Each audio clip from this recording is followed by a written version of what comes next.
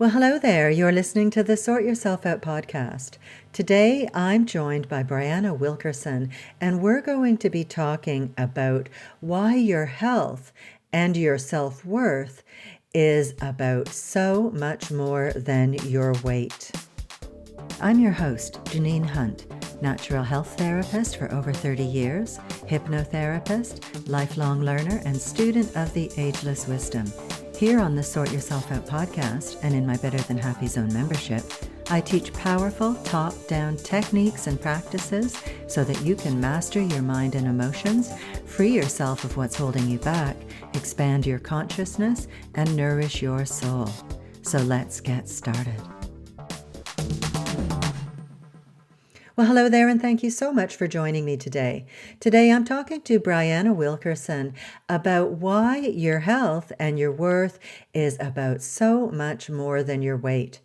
Brianna is a holistic health and life coach, podcast host, wife, mother, matcha tea lover, and at-home crossfitter. She helps women find peace with food and to feel confident in their bodies again, and to develop healthy habits and a lifestyle that's about more than just their weight. And like me, Brianna is a lover of essential oils. See, she's an essential oils advocate for doTERRA essential oils, and she loves helping women to use essential oils in simple, fun, and effective ways for their health, home, and family. Now, I know that for many of us, our self-worth is really closely linked to what we feel about our weight. So I'm really looking forward to digging into this with Brianna to see if we can free ourselves a bit and hopefully have a mindset shift around this area. So let's jump right into my conversation with Brianna Wilkerson. Hi, Brianna. Welcome to the podcast. Thank you for having me here. Well, it's great. I'm really looking forward to what we're going to discuss today, because I know this is something that so many of us are concerned with. Mm-hmm. So many of us have really come to believe that our self-worth is in our weight or what the scale is saying to us. Mm-hmm. So in what ways have you seen that show up in your own journey and also in the women that you work with? Yeah, this is a great question. I actually was writing, I'm working on a book, and I was actually working on this section this morning and really diving into like, what is our worth and where are we finding our worth and our value, and how we as women can find our worth and our value in multiple areas. Our weight, our wealth, our work, and even our relationships. And so weight is one of those areas, our physical body. And I just see in my own journey, I was just trying, as a young high schooler, 13, 14-year-old, trying to find my way in the world. This is when I was really introduced to really finding my worth and my weight. I started playing sports. And naturally, I just kind of lost the weight. I went from not playing sports to playing 3 sports. So, a lot more exercise and calories burned. And I just noticed I was getting affirmed a lot. Like people were saying, you're looking great, keep it up. And obviously that was totally innocent. But I think I started to believe like, oh my gosh, when I am smaller, when my weight goes down, I'm more noticed, I'm more seen, maybe I'm more valuable. And I didn't have the words at the time, but, again, as a woman, young woman, just trying to fit in the world and find her place and her identity, it really stood out to me. And so then for me, there was a situation in my life, a hurricane hit. I'm from the Cayman Islands. A very popular thing is for hurricanes hit the Caribbean, and it just caused a lot of change. And I really, at that stage, wanted to control something. I felt like life was just a little bit out of control. So I honed in a little bit more to what I was eating, and I became obsessed with barely eating and over-exercising. And it became a way of coping. And eventually I got too small. And I just heard a lot of people saying like, you're too small now. And I just was like, wait, what? Like, I just thought you said that I looked great. And, I eventually, because I have a loving people in my life, got some help around it. But I never dealt with what was really going on. And then fast forward to the end of the high school, I got stressed and I became an emotional eater, which is the complete opposite. And I gained back all of that weight and more. And so I started to notice, I felt horrible about that. I felt shame and guilt, but people actually started to comment about the weight gain. And it wasn't necessarily good comments, right? So it's just started to affirm in me from a very young age, as someone who's just trying to find their identity in the world, that there's something that there's a worth or value placed on our body, how a woman's body looks, and our weight. And I dealt with that for a long time, just trying to fix that situation. That's when I started dieting, really like, okay, I just want something to fix what I did, but none of that was sustainable because most diets, though I believe there's a time and place for certain diets, depending on your situation, most people are approaching diets from that point of view. Let me fix this. It's the only way I know how to get healthy, but most diets are not set up to be sustainable. They're there to help you get to a goal, but not help you maintain that goal. And so a lot of the women that come and work with me after I really found a lot of breakthrough in finding health through sustainable habits and doing that deeper work of finding my worth in other places, I realized other women still struggled with the exact same thing, which is why I went to coaching and just are coming saying like, hey, maybe you're a new program that can help me. And then I very early on, I'm like, listen, this is not going to be fast. You're not going to get tons of result really quickly, but you will have lifelong transformation. The question is, are you ready for that? Are you ready to go slow? Like, the slow turtle wins the race. I forgot what that, the turtle versus the hare. And it's hard though, because we're kind of brainwashed to think that diets are our only solution. And so that mindset piece of that shift of really believing, okay, I got to go from believing that there are quick fixes to more sustainable things is really kind of what I help women with in my work. That's really amazing. I think that so many of us, particularly these days with social media and images that we're being bombarded with of what the perfect female shape is, and you got to be a size 0. And, there's a lot of pressure out there, and people do want a quick fix. Right. And so the crash diet can be very appealing.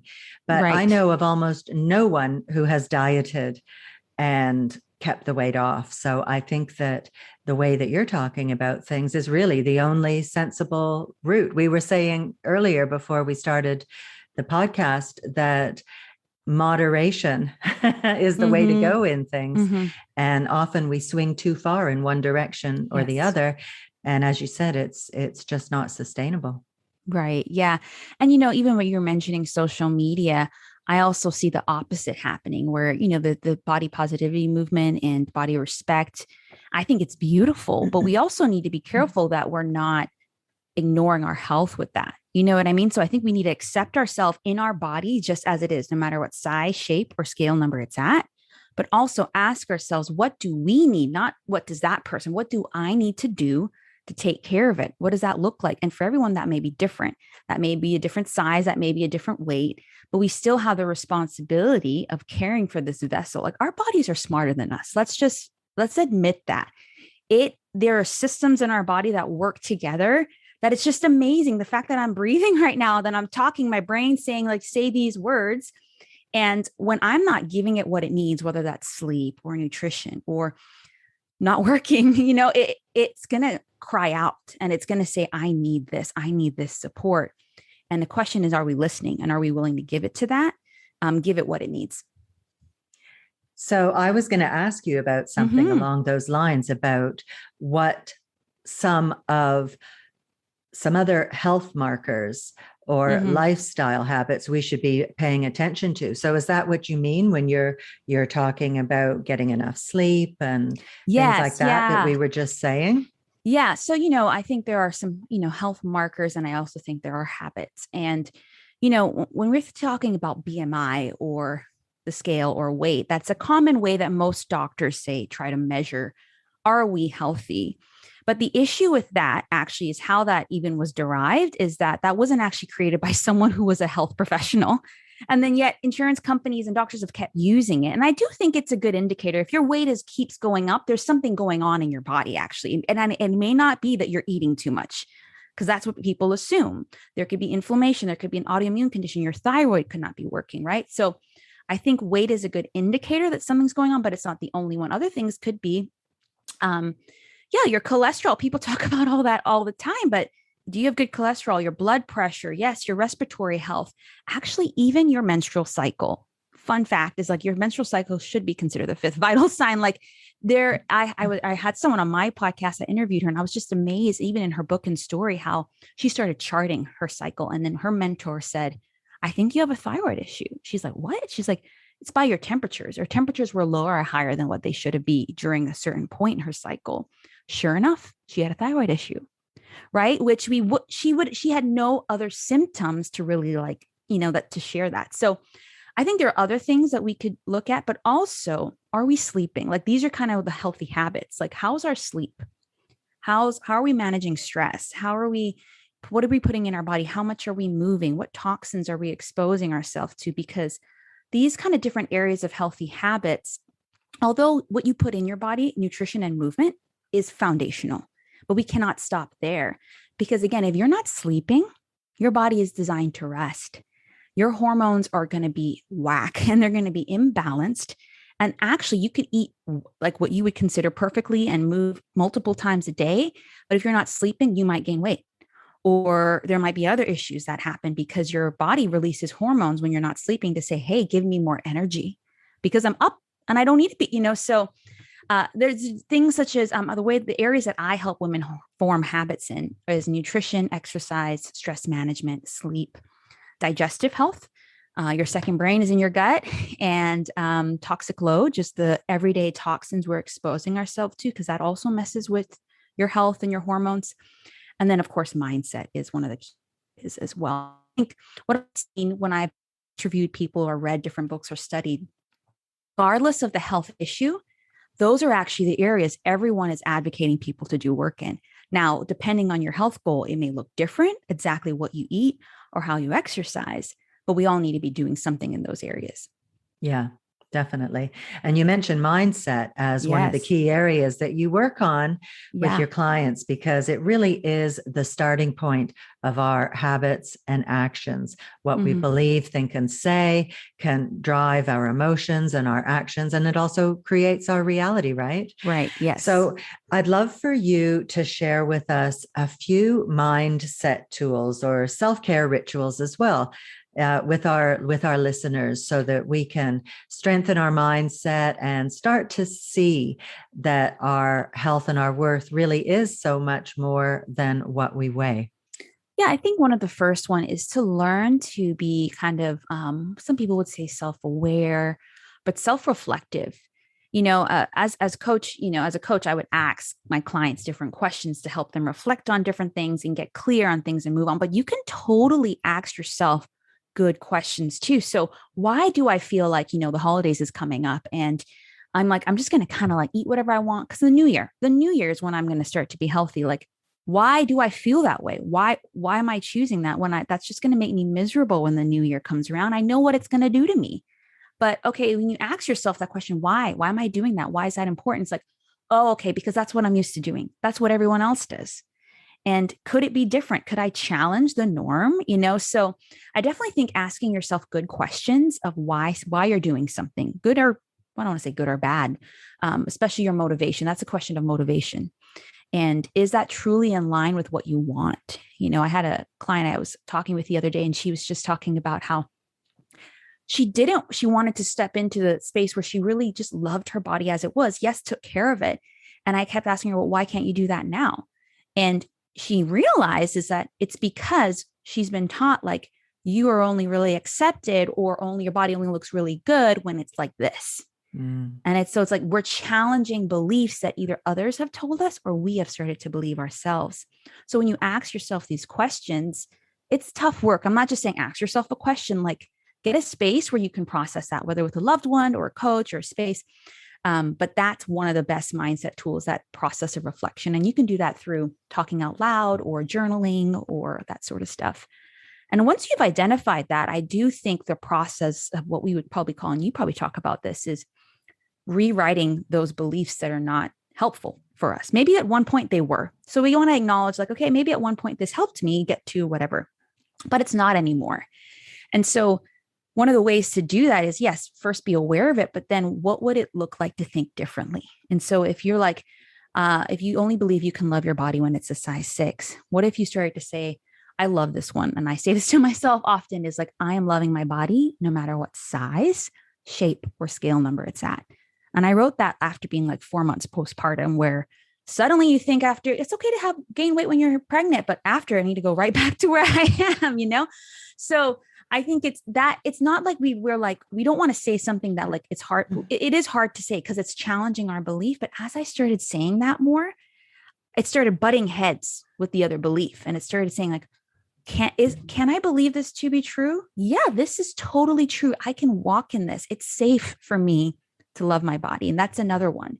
I think it is safe is a good one to tell ourselves because we think it's scary. We often feel fearful when we're trying to change things or change our beliefs because we don't feel like it's safe. And our brain is doing that to us, right? Your brain, you feel fear. Your brain's like, oh, don't go down that route. Your brain's just trying to protect you. But we can actually choose what we believe, what you're saying, think, and say, so that can change our actions. So some people would call that affirmations. You can call it something else, whatever, but it's just a positive statement that's true. Those are two of my favorite. The third one is, I think, visualization. I love just like visualizing, and you can ask yourself these questions, but like, what would the confident, healthy, very secure in herself Brianna look like? What would she act like? What would she think like? What would she do in her everyday life? And am I doing that now? Because I think we're waiting until we feel confident or loving our body. But what is it like to actually act that way so that we can start to feel that confidence or that love for ourselves? And so sometimes I'll close my eyes and ask that. And I'm like, okay, well, one, she would like maybe comb her hair in the morning because sometimes it's wild, she's just, or maybe she would wear a tank top because she's not afraid to show her arms. It's just a common thing for many of us women to feel insecure about, or wear shorts. And it'd be okay if there's a little cellulite or whatever, right? So I think those three things of good questions, affirmations, and visualizations can be some of the most powerful tools we can use to rewrite our mindset.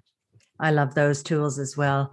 I think that visualizations and affirmations have made such a huge difference in my own life. That really is a fantastic way for reprogramming and getting rid of all of that crap that other people instilled in us when we were young, or that even is just the way the whole culture and society works. There's a lot of dodgy ideas out there that we have accepted and taken on.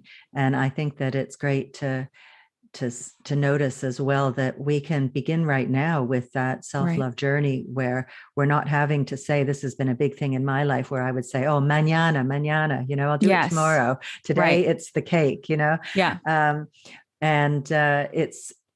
that's an act of self-love in itself, just to begin to say, well, I don't need to wait. I can start right where I'm at right now and just begin today. Yeah. Yeah. And I love what you're talking about, like things that people have taught us. And, I don't want to like sit here and villainize people, but I think society as a whole, if you study sociology, is like, we love to put things in categories. It just helps us process the world. Right.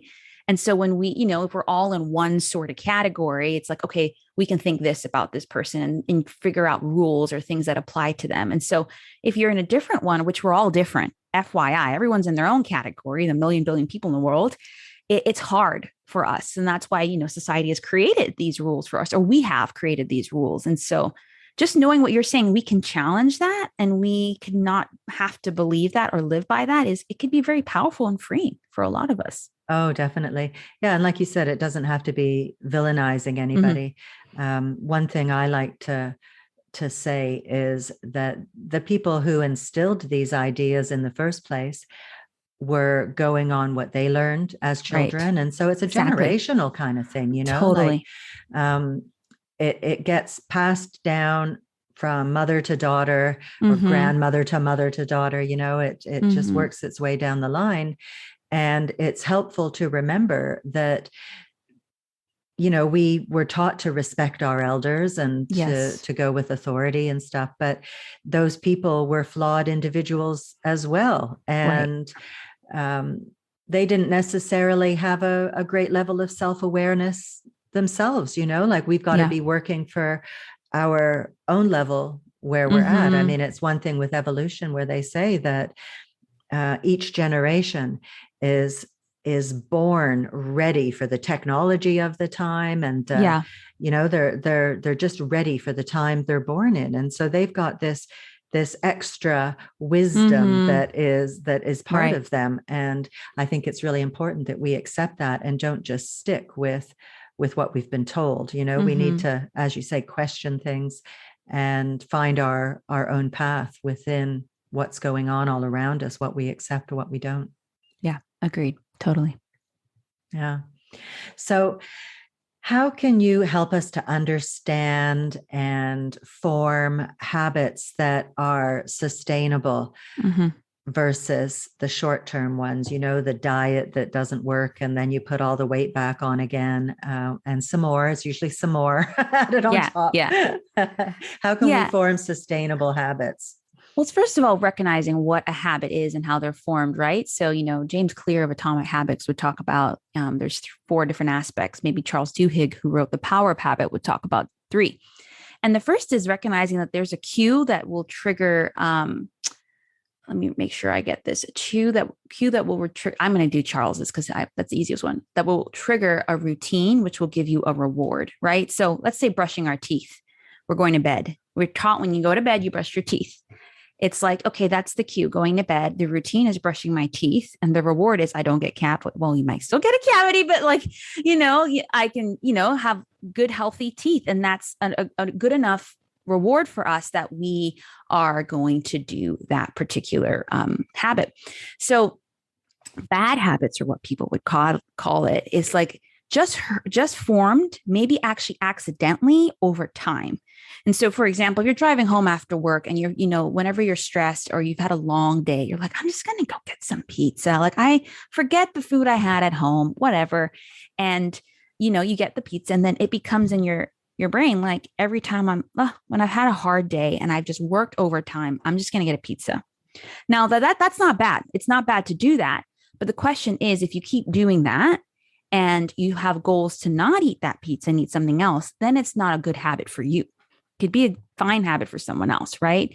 And so it's recognizing that bad habits are only broken by creating a new one. We can't just have a void, right? So, all right, the cue is I'm going home after work. It's like, okay, instead of pulling into Domino's, I'm going to pull in to somewhere where there's a deli. I can get some roasted chicken, whatever. I think that the idea for in that particular instant, at least sometimes I feel this, is like, I just don't feel like cooking and I want something that tastes good. And so find a nutritious, healthy meal that tastes good. And that becomes your new habit, right?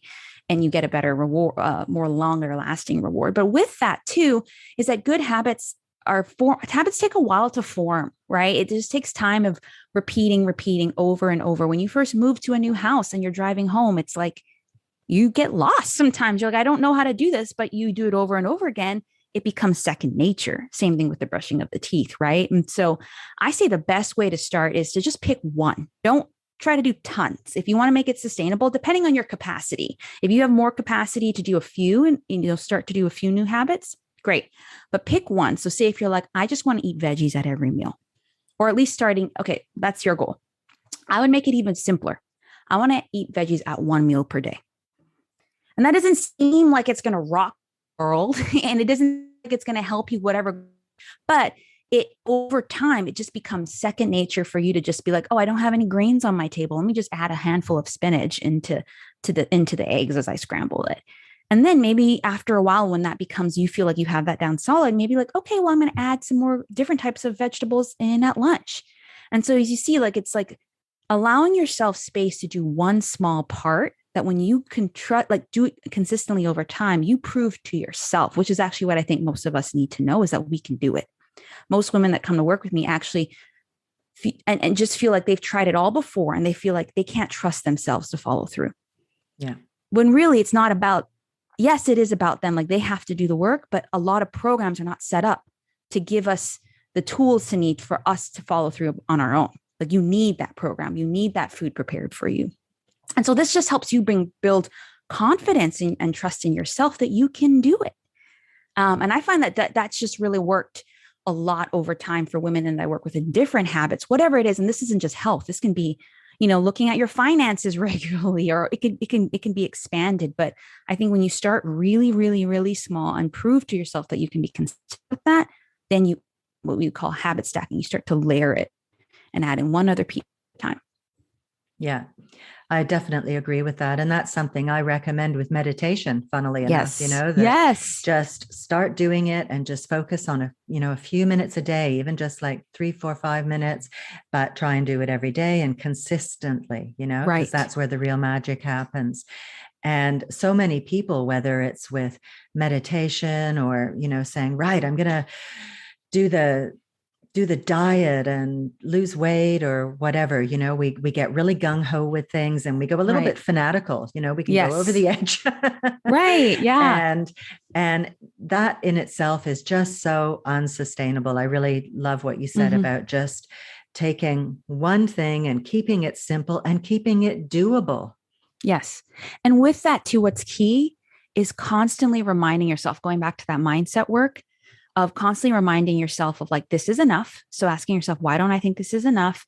Affirming that, like, I'm doing enough today, and then visualizing how that one step is taking you forward to the next level. Like it's that process of celebrating yourself is what most people would call it. I don't know if you guys follow Mel Robbins. She came out with a new book called The High Five Habit, and it's all about high five yourself when you do good things. And this is weird, but it's a really great concept. Like the idea that we're just waiting for someone to say this is enough for us to do. Like this is going to get us somewhere, but you need to do that because not everyone's going to be around you all the time.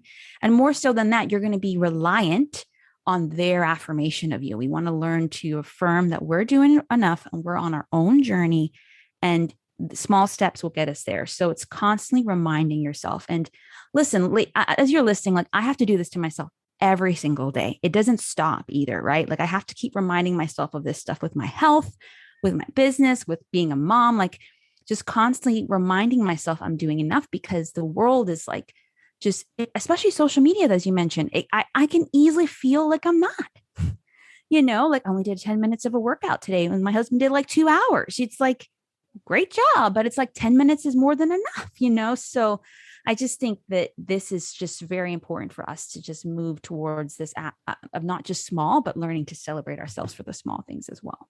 Yeah. And a little pat on the back for yourself is such a nice thing to do, And again, Right. going back to self-love and self-worth, many of us are beating ourselves up the majority of Mm-hmm. the time. And we've got this self-talk going on in our heads that is just reinforcing our negative habits. Mm-hmm. Yeah. And so just making that shift to giving yourself a little credit and saying, yay, Mm-hmm. I followed through today on that one simple thing I wanted to do, and I'm proud of myself. And that was Yes. great. And that leads into your confidence too, doesn't Mm-hmm. it? And Right. trusting yourself that you can do it. And it's so much nicer than beating yourself up. Mm-hmm. Yes. Yes. Totally. Yeah. And so many of us are just constantly in that frame, and Mm-hmm. especially if you're looking at social media and images of people and Mm-hmm. their perfect lives and perfect bodies and Mm-hmm. everything. It's so easy to do. And we really need to understand, as you were saying, that we're all individual, and what's right for one person is not necessarily right for another. But one thing that will work for almost all of us is that small gesture of just the pat on the back and Mm-hmm. saying, well done. Yes, exactly. Well done. Well done. Yeah. Yeah. So, Brianna, I'm really pleased to say that you have some nice freebies to offer Yeah. our listeners. So, why don't you tell us about those and also about where people can find you online? Yeah. So, two of my most popular ones, my food freedom journal is really looking at the mindset around food, our body, and ourselves, looking at our relationship with diets, the scale, food, our body, ourselves, and exercise and emotions, and how together that really forms how we take care of ourselves. So that's a free journal, which is like a exercise and reflection questions you can look at. And then my healthy habits resource library is just a combination of freebies I did really early in my business that in the different areas we were talking about. There's some nutrition guides, some recipes, and some trainings, and then there's some exercise guides and so forth. And so you can grab that, and that has a bunch of different resources. And my free Facebook group is where I hang out the most, where you can always just hang out. You'll know when I'm doing challenges or when I do live trainings, the More Than Your Weight Women's community. So I would say those are probably some of the best places. I'm also on my podcast, More Than Your Weight podcast, often every Tuesday. And yeah, so you can find me in those places. And then my website and social media handles is Madewell345 for all of them. So fantastic. Yeah. Well, that's great. I'll put links to all of that in the show notes as well for listeners so they can access that easily. And that's great. Thanks so much for sharing those freebies with people. I really appreciate it. Yeah. No, thank you. I love them. I sometimes go through my own freebies. I'm like, this is really good. This is a really good one. I need to reflect on this myself. So of course, glad to. Yeah. And that's great as well. I love that. The sign of a good teacher that you take your own advice. Try to. Yeah. Well, Brianna, I've really enjoyed our conversation today. I'm so grateful to you for joining me and for sharing your wisdom. I think this is really important stuff that is very helpful for people. So thank you so much for joining me today. Thank you for having me. So there we have it, my friend. I hope you've enjoyed my conversation with Brianna Wilkerson. And once again, you can find her online at madewell345.com, and I'll put the links to her site and her freebie in the show notes. And if you're up for some more inspiration and ready to sort yourself out, don't forget to check out my Better Than Happy membership. It is chock full of trainings, techniques, and practices to take your well-being to the next level. Have a look at betterthanhappyzone.com. So thank you so much for joining me today. I really do appreciate you spending your time with me.